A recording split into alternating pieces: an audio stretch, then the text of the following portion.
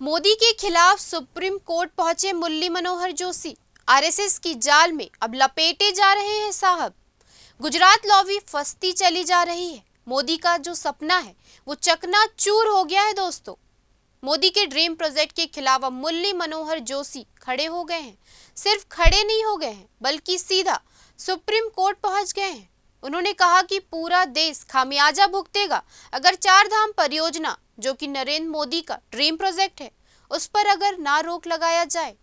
दरअसल दोस्तों, आपको याद होगा कि किस तरीके से मुरली मनोहर जोशी ने, जिस तरह से दूध से मक्खी को निकाल के फेंक दिया जाता है, 2014 में सत्ता में आने के बाद ठीक उसी अंदाज में नरेंद्र मोदी ने तमाम दिग्गज नेताओं को, जिसमें लाल कृष्ण आडवाणी है, जिसमें मुरली मनोहर जोशी हैं, उन्हें मार्गदर्शक मंडली में शामिल कर दिया था।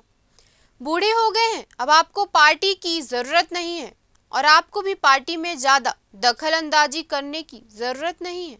चुपचाप बुढ़ापे का मजा लीजिए, आनंद लीजिए और मार्गदर्शक मंडली में शामिल हो जाएं। पार्टी तो हम चलाएंगे। दरअसल मोदी जी के ड्रीम प्रोजेक्ट के खिलाफ मुरली मनोहर जोशी सुप्रीम कोर्ट तो पहुंच गए, क्योंकि अब वो आरएसएस हो या पुराने भाजपा के दिग्गज हो, वो मोदी जी को, शाह को, गुजरात लॉबी को औकात दिखाने में लग गए हैं। दरअसल मुरली मनोहर जोशी ने क्या कहा कि पूरा देश खामियाजा भुगतेगा अगर चार धाम परियोजना को अंजाम दिया जाता है।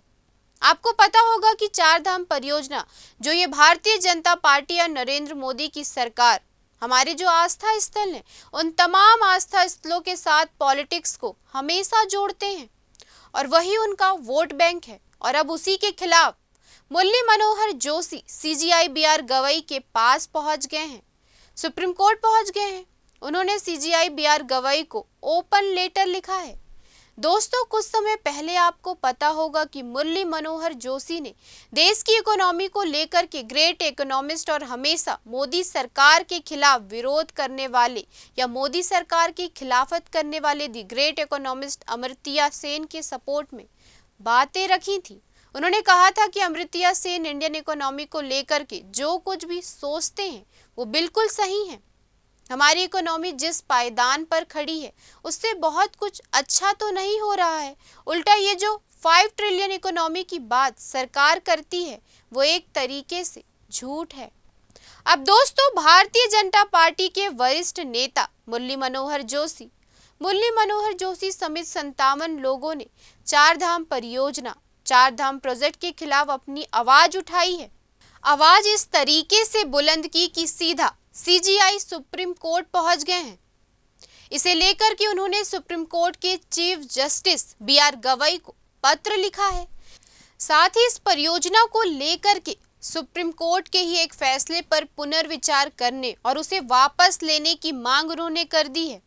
जो फैसला सरकार के पक्ष में था, उसी फैसले पर अब मुरली मनोहर जोशी ने सवाल उठाया और सुप्रीम कोर्ट को रीथिंक करने के लिए कहा कि आप इस जो आपका फैसला है इसे कृपया वापस लीजिए।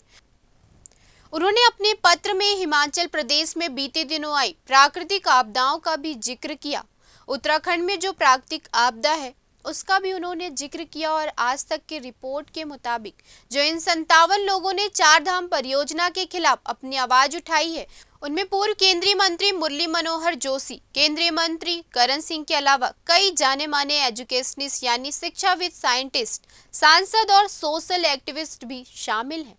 दोस्तों, इतिहासकार शेखर पाठक, लेखक रामचंद्र गुहा और आरएसएस के पूर्व विचारक के एन गोविंदचार्य ने भी पत्र में अपील की है कि और उनकी इस अपील का उन्होंने समर्थन किया है। दोस्तों, इस मुद्दे पर केपी मलिक साहब, जो कि बहुत वरिष्ठ पत्रकार हैं, आप 4 PM की मंच पर उन्हें देख चुके हैं। उन्होंने एक ट्वीट किया है और इस ट्वीट को आप पढ़ेंगे, समझेंगे तो आपको समझ में आ जाएगा कि क्यों मैंने कहा कि मोदी जी को, गुजरात लॉबी को अब जाल में लपेटना आरएसएस और मोहन भागवत या भाजपा के पुराने दिग्गजों ने शुरू कर दिया है।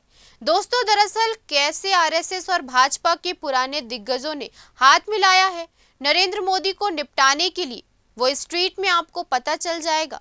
बड़ा ही इंटरेस्टिंग ट्वीट है। ये ट्वीट क्या है दोस्तों? मोदी बनाम मुरली मनोहर जोशी या मोदी बनाम जोशी, क्या वाकई एक एनवायरनमेंट का मुद्दा है या फिर मोदी जी को राजनीतिक संदेश दिया जा रहा है। उन्होंने लिखा कि भाजपा में मुरली मनोहर जोशी और नरेंद्र मोदी के बीच हालिया टकराव महज एनवायरनमेंट चिंता तक सीमित नहीं है, बल्कि ये भाजपा के अंदरूनी असंतोष और विचारधारा में फर्क का संकेत भी देता है। जोशी ने मोदी सरकार के विचारधारा हाईवे परियोजना पर जो आलोचना की है, क्योंकि वो पहाड़ से ताल्लुक रखते हैं, इस लिहाज से पहाड़ों पर लगातार आ रही इन प्राकृतिक आपदाओं के लिए भी खोखले विकास को कारण वो मानते हैं और इसलिए उन्होंने सरकार को सीधा कटघरे में खड़ा कर दिया। इसलिए एनवायरनमेंट या पर्यावरण को लेकर के गहरी चिंता करते हुए उन्होंने स्पष्ट कहा कि सड़कों की चौड़ाई बढ़ाने से हिमाचली क्षेत्र में भूस्खलन, लैंडस्लाइड की संभावना बढ़ गई है।